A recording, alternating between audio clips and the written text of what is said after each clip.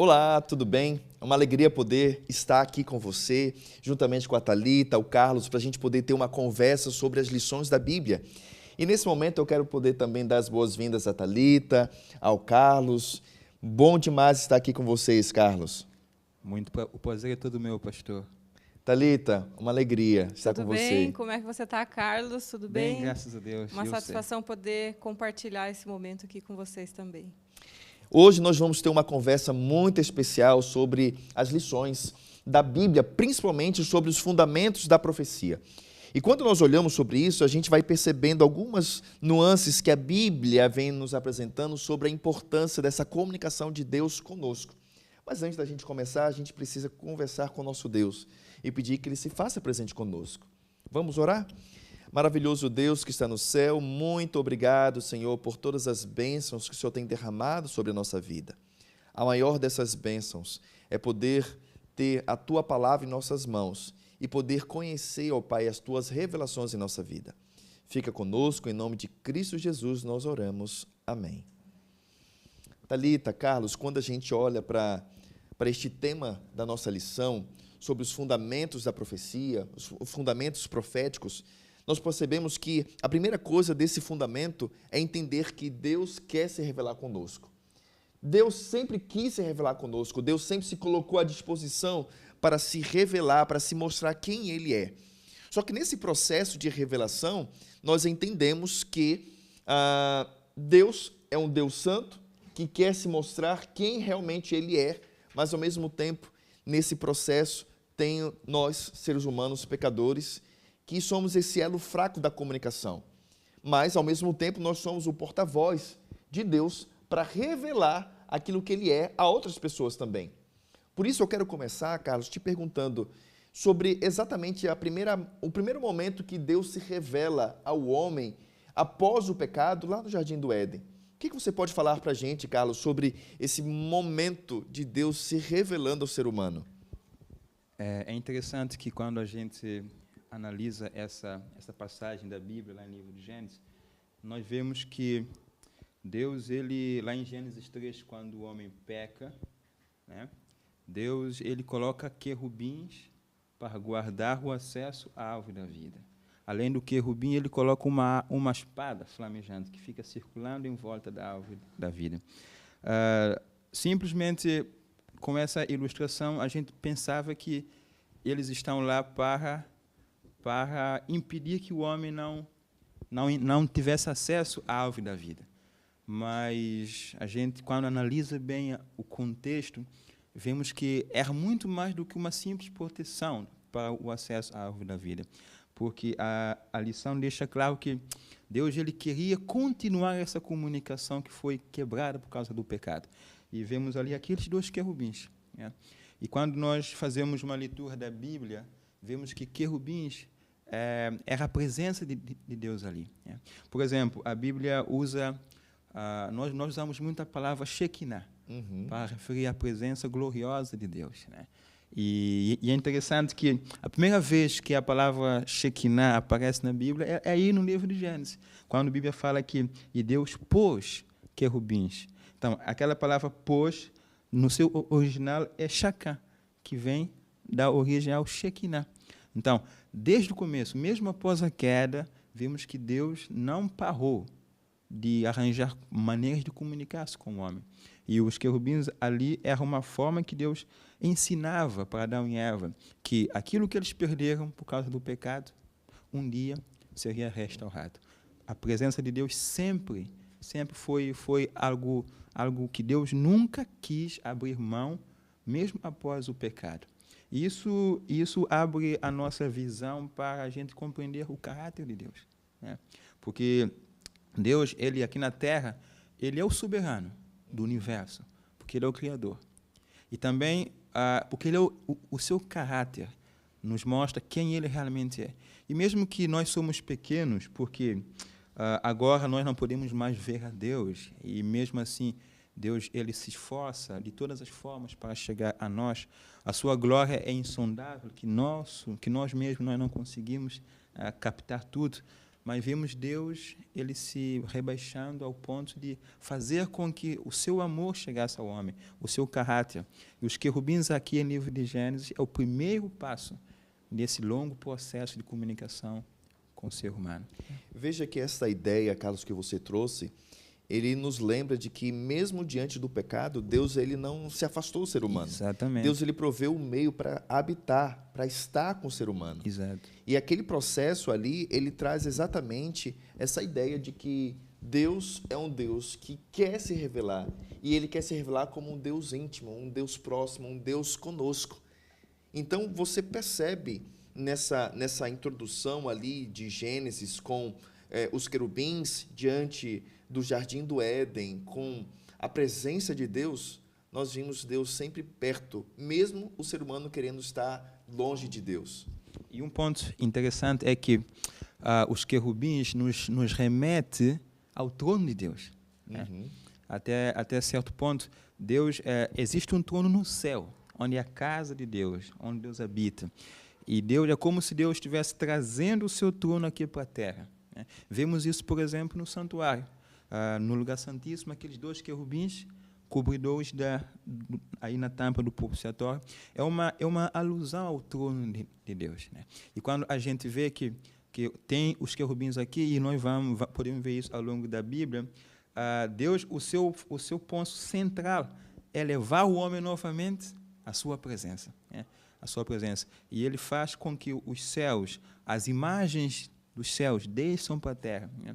E para a gente ter esse vislumbre, mesmo que seja finito por enquanto, né? De que Deus ele nunca, em momento algum, distanciou ou se escondeu do homem.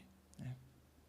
Thalita, quando a gente ouve, por exemplo, essa expressão de que Deus habitou conosco, Deus se fez presente conosco, nos traz a ideia exatamente daquilo que Adão e Eva saíram convictos de quem Deus é.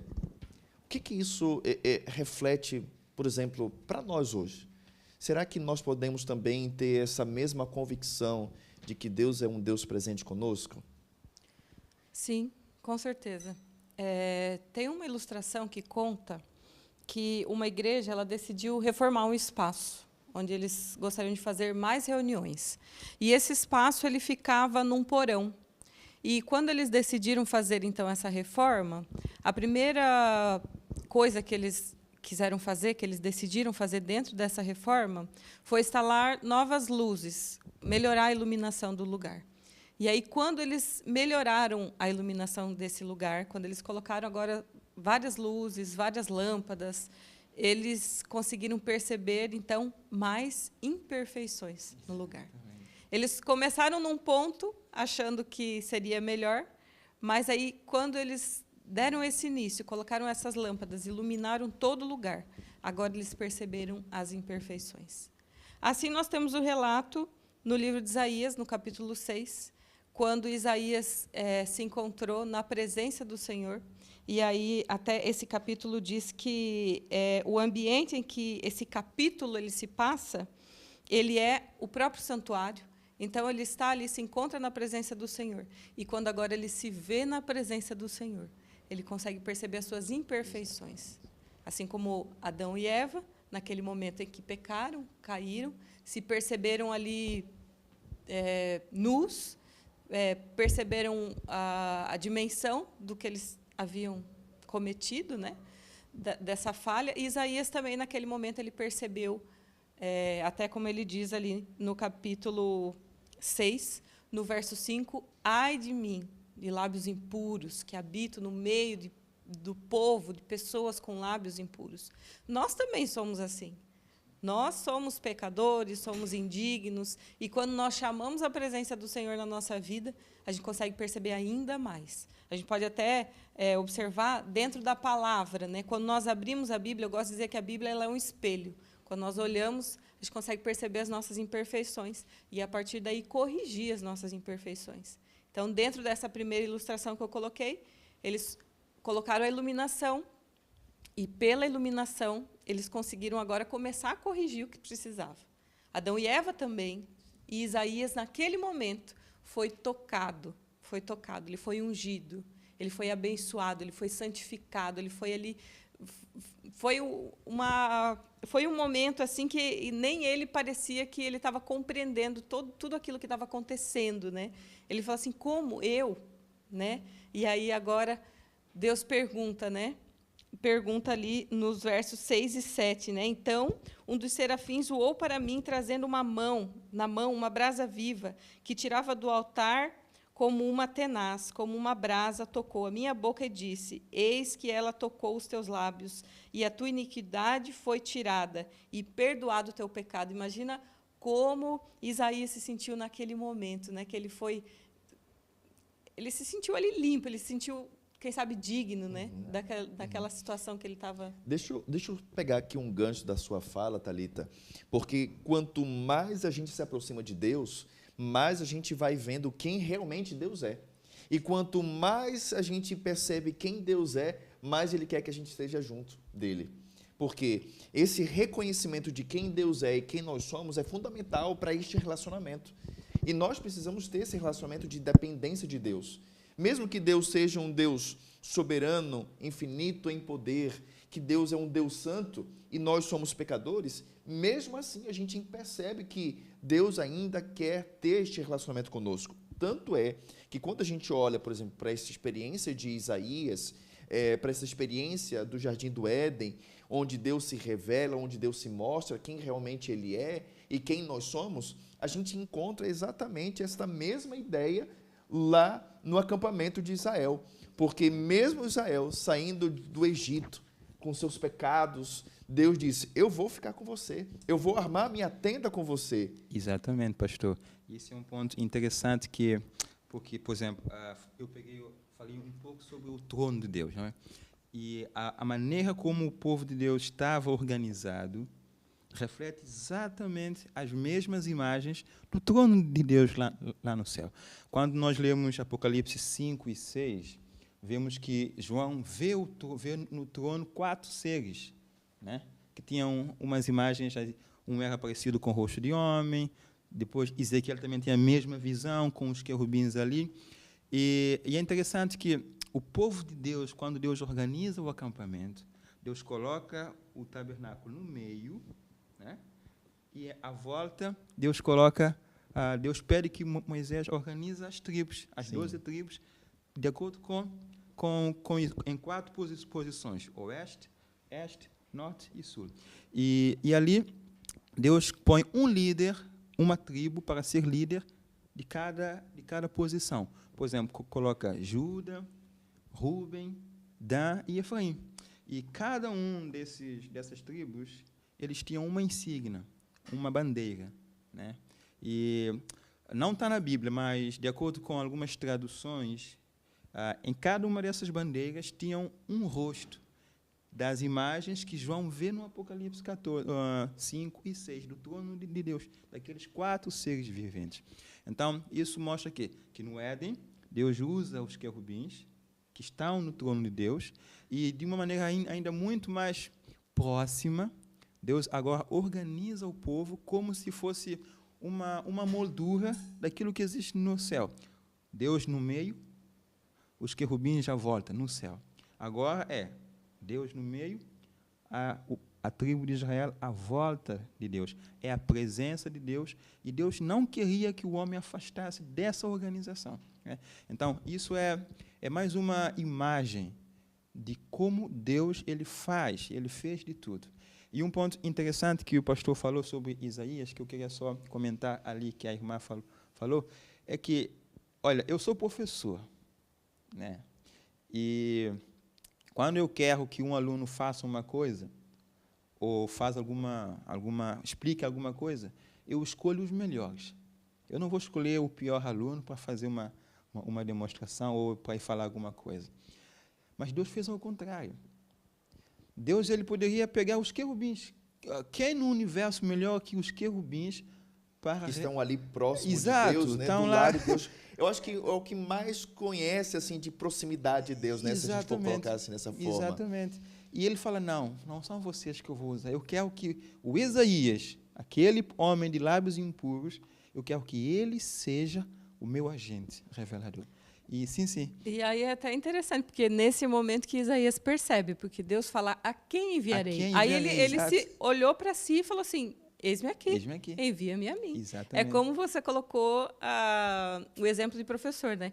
Quando agora você passa o seu conhecimento, o ensinamento para os seus alunos, agora ele se sente capacitado. Exato. Aí ele fala, bom, agora se o professor me chamar, Eu vou. eu vou. Exatamente. Eu vou saber responder, eu vou saber fazer, eu vou ter bom resultado. É assim, é isso que Deus espera. Isso que Deus né? espera de Ele cada um de quer nós. nos usar, Ele quer nos capacitar, Ele quer nos preparar para que nós possamos para que nós possamos ser usados na missão que Ele quer que nós completemos. né? Exatamente. Eu acho que dentro dessa ideia profética, nós podemos até utilizar uma expressão que talvez não seja tão comum assim, que a Bíblia, talvez ela não seja as palavras perfeitas de Deus para nós.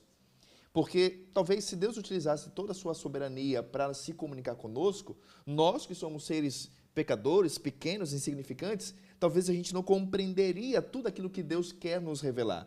Eu até ouvi uma ilustração uma vez de um professor que dizia assim, Deus é como se fosse um homem gigante olhando para nós, simples formigas, e ele olha assim, olha, cuidado, tem uma poça de água ali. As formigas não vão entender as palavras desse homem gigante ali gritando para elas. E aí, então, o homem teve uma ideia de se colocar como uma formiga para falar a linguagem da formiga, para dizer assim, olha, cuidado, perigo à frente. Exato. Então, quando a gente olha isso, esse processo de comunicação de um Deus infinito para seres finitos, pecadores, a gente encontra exatamente a forma com que Deus lida conosco, usando homens simples como eu e você, com os mesmos problemas, com os mesmos fracassos, para dizer assim, filho, eu vou te revelar algumas verdades, só que eu quero que você, do seu jeito, com as suas palavras, possa comunicar aquilo que eu sou para outras pessoas também. E isso é muito bom, principalmente para mim, porque nós vivemos numa sociedade em que os melhores é que são destacados, né? Enquanto que os piores sempre ficam ali no canto. Mas Deus não é assim. Deus, aquela pessoa, tem uma citação que diz que Deus é capaz de fazer o mais débil do homem, o mais fraco do homem, numa grande pessoa. Não em termos de posse, de bens, ser uma testemunha viva de Deus. Né? Talvez nós podemos até pensar que, mesmo no seio cristão, que muitos se acham indignos de serem chamados filhos de Deus. Mas a Bíblia fala, não. Olha, veja quanto amor Deus nos tem concedido ao ponto de você ser chamado filho de Deus. Não há nada no mundo que vai fazer-nos ficar indignos perante Deus. É a sua misericórdia. Então essa mensagem aqui é para nós, né? Não é para nós desistirmos. Né? Isaías não desistiu. No momento que Isaías foi purificado do seu pecado, Isaías disse, Deus, olha, eu quero ir. Eu quero fazer alguma coisa. Eu quero mostrar para outro que o Senhor, o seu caráter. Então, isso mostra que também é um ponto importante. Antes da gente falar de Deus para as pessoas, nós precisamos conhecer Deus.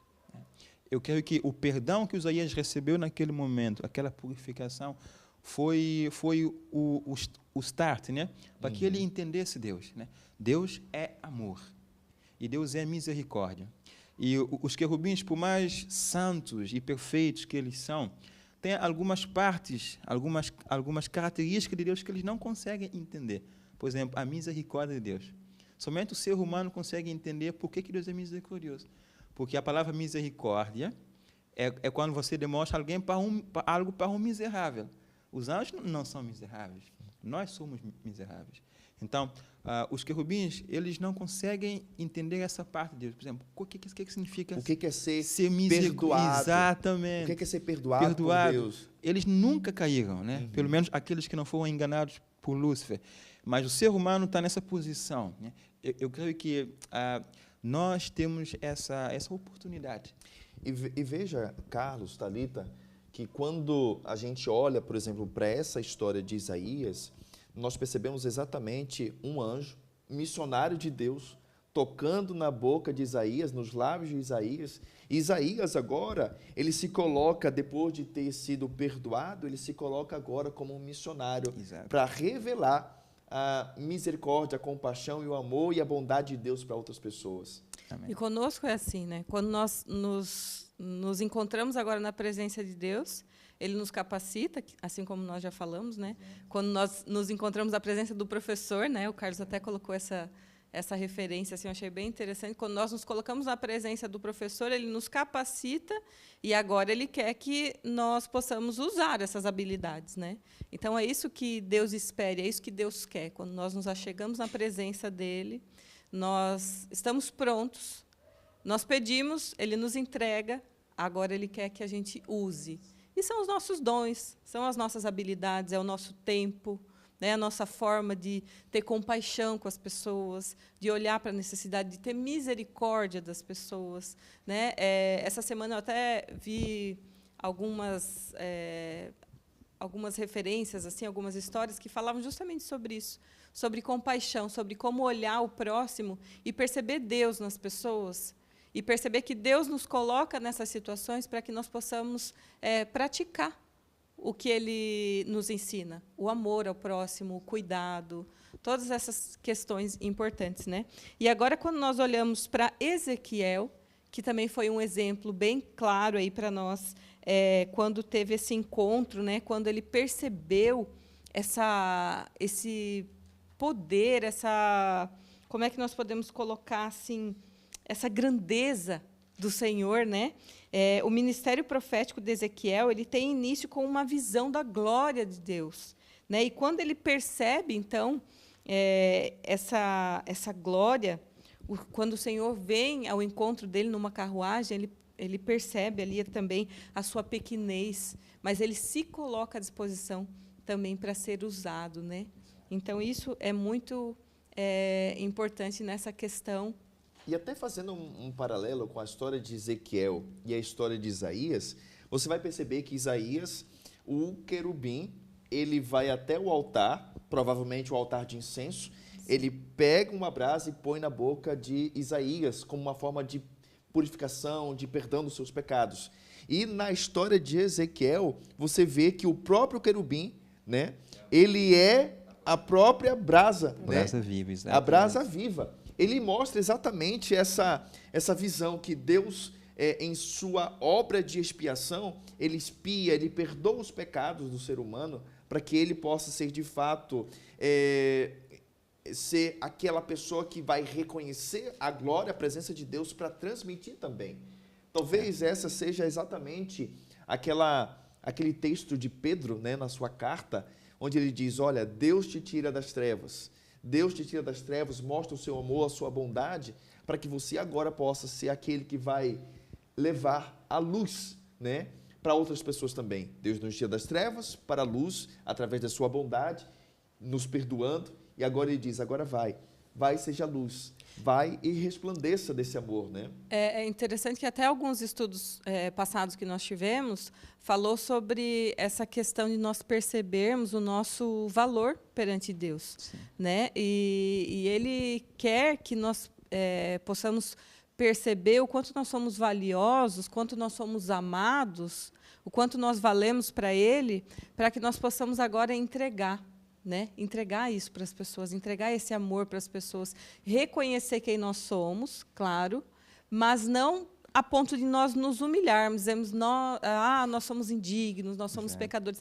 Deus, ele não espera que nós façamos isso em todos os momentos. Ele quer que nós possamos sentir a presença dele na nossa vida, reconhecer a presença dele, porque quando a gente reconhece, sente, percebe a presença dele, agora nós somos transformados. Nós somos dignos, né? Eu acho que esse valor, Thalita, que Deus quer que nós tenhamos, não é do quanto eu sou, mas o quanto Deus olha para a gente e diz assim, você é amado, você tem um valor imenso, porque você foi comprado e criado por Deus. Você é digno, né? Porque às vezes nos achamos indignos, como na própria história de Isaías ali, né? Indigno, pecador. Mas agora, na presença do Senhor, ele fala, não, eu estou aqui. E a minha presença te basta já, né? Exato. A minha presença está aqui restaurando todo esse lugar, está restaurando os teus lábios, as tuas palavras, as tuas ações. E agora vai, eu quero usar você. E aí Isaías se permite ser usado por Deus dentro dessas condições. Né? O grande problema desse processo todo da comunicação de Deus se revelando a nós e nós como seus porta-vozes, né, de transmitir esse amor de Deus a outras pessoas também, o grande problema é que no plano de Deus era para ser algo muito límpido, uma mensagem muito clara, muito direta. Só que aí Satanás ele entra no meio e ele interfere como um grande ruído nesta comunicação entre Deus e os seres humanos. E quando a gente olha para esta cena, a gente vê exatamente Lúcifer, que era um anjo cobridor, era um querubim, Ele é o querubim. conhecedor intimamente de Deus, Exato. né? Porque ele está sempre ali do lado de Deus. Mas diante de todo esse privilégio que ele teve, ele simplesmente achou que ele poderia ser mais. Eu lembrei de uma passagem bíblica que mostra isso de uma forma ainda muito mais clara. É a história de Daniel. Quando Daniel teve aquela visão que ele não estava entendendo aquela visão, e Deus envia Gabriel para ir revelar a Daniel aquele sonho. Só que o anjo fala que ele demorou em chegar a Daniel porque ele foi impedido pelo rei da Pérsia. Mas nós sabemos que por detrás disso estava Satanás, Sim. que não queria fazer com que o anjo mais poderoso no céu, que é o Gabriel, chegasse com as revelações para Daniel. Então, vemos que Satanás ele tem poder para fazer isso. E se ele foi capaz de impedir que Gabriel chegasse até Daniel, ele teve que esperar 21 dias para que chegasse o quê? O Miguel. O Miguel foi aquele que conseguiu afastar Satanás, e essa comunicação com Daniel foi restaurada. Então, Satanás ele é esse agente. Ele não quer que, por um lado, que eu continue aprendendo mais de Deus. Por isso que eles falam, o que eu tenho que fazer para me aproximar de Deus? Porque isso envolve um querer aproximar de Deus. E essa vontade de não estudar a Bíblia, de não fazer aquela comunhão com Deus, é uma demonstração que Satanás, primeiramente, ele quer cortar esse elo de ligação entre eu e Deus. E uma vez que esse elo é quebrado, eu não vou mais conseguir me comunicar de Deus para as pessoas. Então, Satanás tem um peso muito grande nesse processo de impedimento da comunicação com o homem através de Deus. Carlos, olha, você falou algo bem interessante, porque nesse processo que Deus quer se comunicar, se revelar conosco, Satanás ele nos impede, ele tem esse poder sobre algumas pessoas, usando essas pessoas para fazer com que se interrompa Exatamente. essa comunicação. E é muito importante a gente entender isso, porque ao a gente olhar para essa passagem, ao a gente olhar, por exemplo, para os textos de Paulo em Efésios, capítulo 6, nós precisamos, de fato, usar toda a armadura de Deus para que nós possamos conseguir, de fato, nos livrar desse ser que quer transmitir apenas mentiras, enganos e falar que Deus não é um Deus de amor, um Deus de justiça, e que Ele, de fato, quer estar conosco para que nós possamos, então, vencer. Exato. É importante perceber que nós precisamos perceber e reconhecer esses momentos de fraqueza onde nós estamos suscetíveis a sermos usados, talvez, pelo inimigo. Ou perceber que outras pessoas estão sendo usadas. Porque quando a gente fala assim, olha, o inimigo está nessa pessoa, ou o inimigo usou essa pessoa, é porque em algum momento de fraqueza, em algum momento ela se afastou e o inimigo só quer essa brechinha dessa comunicação, desse ruído de comunicação, para que ele possa ali usar as pessoas, ou até mesmo nós mesmos, tomarmos cuidado com isso, prestarmos atenção, estarmos sempre conectados a Deus, a nossa comunhão, o nosso dia a dia, as nossas palavras, as nossas ações, para que para nós termos esse cuidado mesmo, porque às vezes por um deslize, o inimigo ele só quer isso. Se vê que na própria história da queda de Lúcifer, né, uma das suas funções era revelar a glória de Deus. E aí, no momento, ao invés disso, ele se concentrou na sua própria glória. Então, ele começou a perceber, nossa, mas eu não estou tendo atenção suficiente, eu não estou tendo toda a honra que eu merecia. Então, assim, num espaço de tempo, assim, ele achou que agora era ele que merecia essa glória, essa honra. Então, às vezes, nós podemos cair nesse erro também, né? Nós estarmos tão preocupados com nós mesmos ou com outras pessoas e não olharmos para Deus, não percebermos a presença de Deus na nossa vida, o quanto Deus quer atuar em nós, o quanto Deus quer nos usar. E agora o inimigo ele toma conta, ele fala assim, não, você é autossuficiente sem Deus, você consegue. Né? Ele vem ali como alguém que vai te motivar ali, vai dizer assim, não, você é capaz, você consegue, você pode, todas as coisas, você não precisa de ninguém, você, mulher, não precisa de um homem, você, né? Ele vai pregando essas coisas, né? Ele vai colocando essas situações para que nós possamos nos afastar, e agora falarmos, não, eu acho que agora eu consigo, eu posso. Então, temos que ter cuidado com essas situações também, né? Exato. Me fez lembrar de que muitas vezes a gente tem bebido em algumas fontes contaminadas. Certo.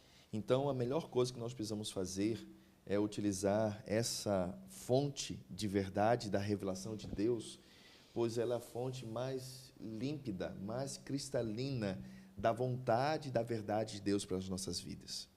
Por isso, eu quero finalizar nossa conversa. Eu sei que tem muita coisa para a gente conversar. Eu sei que esse é um assunto muito importante para nós nesses últimos dias, né? Mas eu tenho algo que precisa ficar muito claro. Da mesma forma que em todas as eras, Deus teve homens, mulheres que revelaram a glória de Deus, revelaram as verdades de Deus.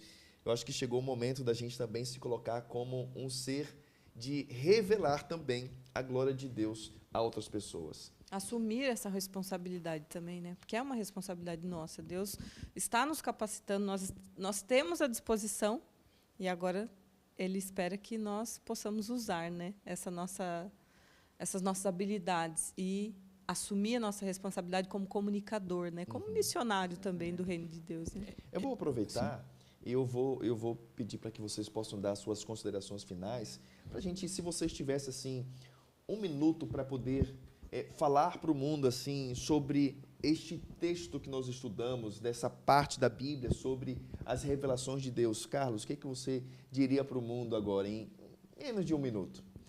Eu diria para a gente olhar para Jesus. Jesus é o autor e consumador da nossa fé. Da mesma forma que Satanás é o agente que causa essa perturbação na comunicação, Jesus, Miguel, é o agente que restaura essa comunicação. Se a gente olhar para Jesus, fazer de Jesus a nossa pedra angular na nossa vida, nós poderíamos não somente receber essa revelação de Deus na nossa vida, como também seremos luzes e sal da terra para as pessoas. Então, o meu apelo é isso, olha para Jesus. Faça de Jesus o pão de cada dia. E você vai ver que você estará numa posição não simplesmente de ser o privilegiado de estar com Deus, mas o privilégio de levar Deus para outras pessoas, independentemente da tua pequenez. Deus vai te fazer uma pessoa grande, para a sua honra e para a sua glória. Amém. Amém. Obrigado, Carlos. Thalita. Quando nós olhamos para toda essa história, todo esse momento que nós tivemos, né, ali relembrando da história de Isaías, então eu acho muito importante nós percebermos a importância de nós olharmos para nós mesmos, quando nós pedimos, então, a presença do Senhor em nossa vida, nós reconhecermos, percebermos a presença dEle na nossa vida e agora nos permitirmos ser usados. Então, de várias formas, né? Dentro da nossa casa, fora, no nosso trabalho, com as pessoas que nós encontramos, convivemos no nosso dia a dia, e reconhecer na nossa vida, através das nossas ações, das nossas palavras, que só o nosso Deus é digno de todo louvor, toda honra, toda glória. Reconhecer isso na nossa vida, para que as pessoas agora possam perceber isso, né? Possam ver toda essa glória, não em nós, mas em Cristo. Amém. Eu quero finalizar aqui trazendo à memória aquilo que Jesus falou aos seus discípulos. Deus comissionou um povo e ele diz que quando a gente coloca Deus como centro da nossa vida, o inferno não pode prevalecer sobre este povo. Deus quer se revelar e Deus nos concede um poder sobrenatural para que nós possamos revelar a sua glória, a sua bondade, o seu amor, aonde quer que estivermos. Por isso, eu agradeço a Deus porque nós juntos podemos contribuir um pouquinho para esta revelação desse amor de Deus. E eu quero aqui convidar você também, para que você possa ser esse instrumento de Deus, esse porta-voz de Deus, revelando as maravilhas daquilo que Deus fez primeiramente em você, para outras pessoas também conhecer esse mesmo Deus que você o conhece. Eu vou convidar a Thalita para poder fazer a nossa oração final. Carlos, muito obrigado. Obrigado, já. pastor. Nós vamos ter outros encontros como esse aqui, para a gente estudar mais sobre as lições da Bíblia. E Thalita também, muito obrigado. Por favor, Thalita, faça essa oração então final para a gente concluir esse nosso encontro. Querido e amado Deus, obrigado, Pai, por esse momento que nós tivemos aqui na Tua presença, conversando, relembrando sobre o Teu amor por nós, sobre essa entrega tão linda desse amor, que nós possamos reconhecer, perceber em nossa vida, Pai, a Tua presença. E que a partir do momento que nós sentimos essa presença, Pai, esse toque, Pai, que o Senhor quer fazer em nossa vida, o Senhor quer que aconteça em nossa vida essa transformação, Pai, essa restauração. Nós possamos estar prontos agora para sermos usados por Ti, transmitir esse amor às pessoas, Pai.